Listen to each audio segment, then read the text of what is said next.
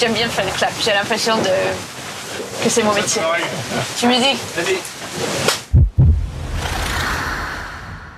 Merci Sam de m'accueillir à bord de ton bateau quelques semaines avant le départ du Vendée Globe. Bah, c'est un plaisir, Jamie.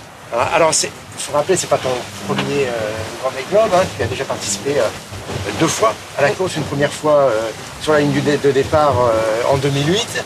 Tu es arrivé en 4e position. Oui. 2012, là, tu as été contrainte à l'abandon. Et là, 2020, troisième édition. Alors, comment tu sens les choses? Voilà, j'ai hâte de partir ce Vendée Globe. Ça fait 3 ans que je prépare la course avec l'équipe Initiative Cœur. J'ai la chance d'avoir un super bateau, le bateau Initiative Cœur. Tu l'as vu, il est chouette. Et avec toute l'équipe, on a réussi à l'optimiser pour essayer d'aller plus vite. Voilà. Alors, le Vendée Globe, on dit souvent que c'est l'Everest de la voile. 46 000 km autour du monde, sans escale, sans assistance, en solitaire. Quels sont les passages les plus difficiles? D'abord, 46 000 km, c'est trop long pour juste avoir ça dans la tête. Donc, je découpe le parcours en beaucoup de passages, pas que celles que je redoute. Hein. Donc, je découpe pour avoir les objectifs plus courts. Dans ta tête, tu t'es fait des étapes. Exactement. Donc, même passer les Canaries, passer les Cap-Vert. Mais oui, la première étape importante, c'est le poteau noir dans l'Atlantique quand on descend, juste avant l'équateur. Après, il y a l'anticyclone Sainte-Hélène en bas de l'Atlantique où on peut se faire piéger dans les zones de pas de vent. Ah, il faut le contourner. Il faut le contourner. Et après, là, on rentre dans le Grand Sud. Et là, c'est le 40e rugissant. C'est les conditions extrêmes, les énormes vagues, beaucoup de vent. C'est un endroit où on redoute tous parce que c'est très, très extrême là-bas. Pour tous ceux qui ont la mémoire courte, et c'est bien normal, parce que le Vendée Globe, c'est une fois tous les 4 ans, eh bien, on va revoir l'itinéraire de cette course et les conditions que les navigateurs et navigatrices doivent s'attendre à rencontrer. Dès le départ, Sam devra se méfier des pièges du golfe de Gascogne. Début novembre, les tempêtes peuvent déjà souffler, sans compter les risques de collision avec les nombreux bateaux qui circulent dans la zone.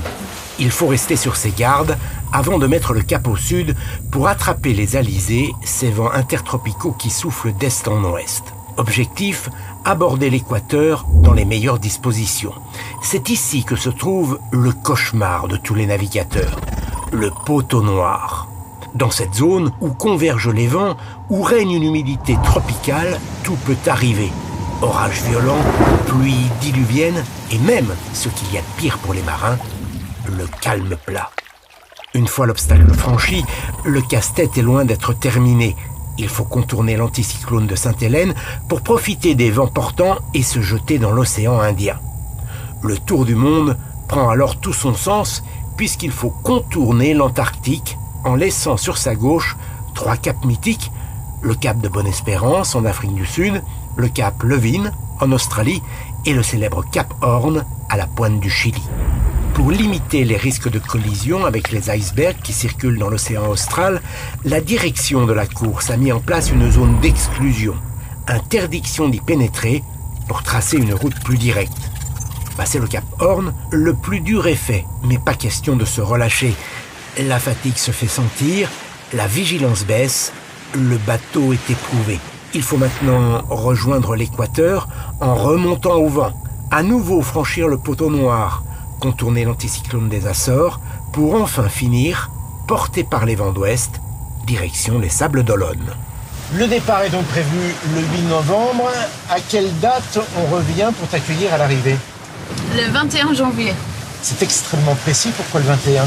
C'est précis parce que je me suis mis comme objectif de battre le temps record de la course qui existe. C'est Armand Leclerc, le vainqueur d'une dernière édition, qui a mis 74 jours. C'est tout ce qu'on te souhaite. On sera là le 21 janvier, je veux m'en souvenir, c'est seulement 4 jours après mon anniversaire. Ah oui, bon, on va fêter ton anniversaire. On arrosera ça ensemble. Parfait.